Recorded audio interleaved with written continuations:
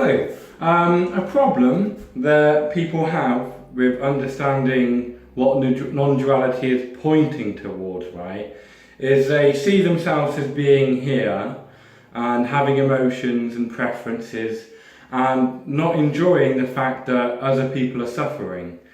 And they think that when the non-dualist speaks of there being no real self and no real people to suffer and stuff like that, that it discounts the suffering, that we shouldn't do anything about the suffering. The problem here is that both the non-dualist who says that there is no suffering and there is no person to whom suffering happens, and the person who disagrees with this because it discounts suffering, are stuck in a trap, a kind of work of thought. In reality is silent. It allows any kind of interpretation to be structured out of it. And on one level, it is true, there are no individual selves, there is just stuff happening. But on another level of interpretation, there are individual selves who go out in the world and want stuff and are unhappy when they don't get what they want, and so on and so forth. Neither of these interpretations is better than any other. There is no hierarchy of interpretation. And if you think this sounds like post-modernism, you're correct. It is. There is no absolute truth, if by truth you mean a set of statements that would be the final word on what reality is. Reality just is. And even that there, saying reality just is an interpretation that is just as valid as any other interpretation. It depends on what function we are trying to perform, what our end game is when we perform interpretations. So the end game a lot of people have with spiritual interpretations of reality is they want to promote love, and by love they mean helping each other and stuff like that. And so they want to they call what is or God love and stuff like that. The end game of some of the people, they get stuck in the non-dual trap where they fixate upon the level of where they try and reduce everything else down to just stuff happening, is they want to push that away. They don't want to acknowledge that and accept that that's the case, that they don't want to accept their breaking heart, really. The scientific interpretations of reality, their function is to increase human functionality in the world.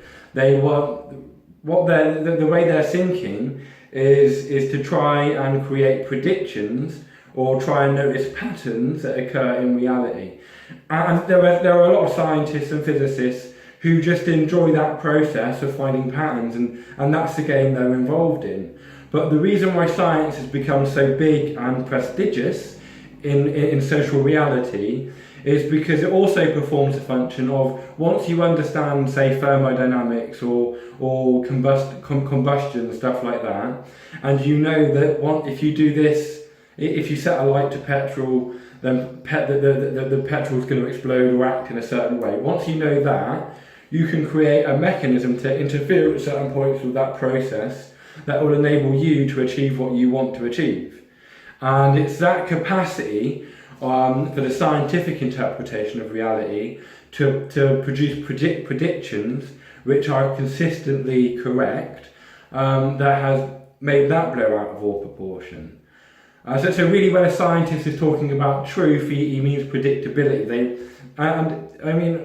Despite the practical consequence of that, there is an existential consequence to this. We like to live in a neat and ordered world where causes have a neat and predictable effect on what's going to happen. This seeing, really the non-duality truth, a better term for it would be dialectics, where you understand things through a process where something arises and then something else arises, which maybe it's opposite, it doesn't have to be, and through their dialectical opposition or contact, they produce yet more things. It's a growing process. Us in the West, in our search for absolute truth, have been looking to stop this process dead in its tracks. And thus one of the fundamental assumptions we make before we start engaging in the activity of interpreting reality is that there is an absolute end point, a static kind of realm that is truth. But that doesn't tally with experience. Experience is all about things coming and going, changing, ever moving in a process. And if experience isn't truth, then we simply have no access to this truth thing. We don't even have words with which to describe it. It's a nonsense term. But if truth is pointing to experience, then yeah, we got a game to play. We got some pieces to move and stuff to do. But if not, then it's just nothing and you don't know what you're talking about. Goodbye! Oh, like and subscribe, go on. I'm a self-obsessed little bastard, and I bet you are too.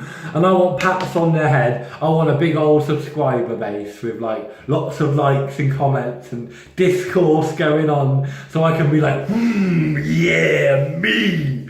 Goodbye!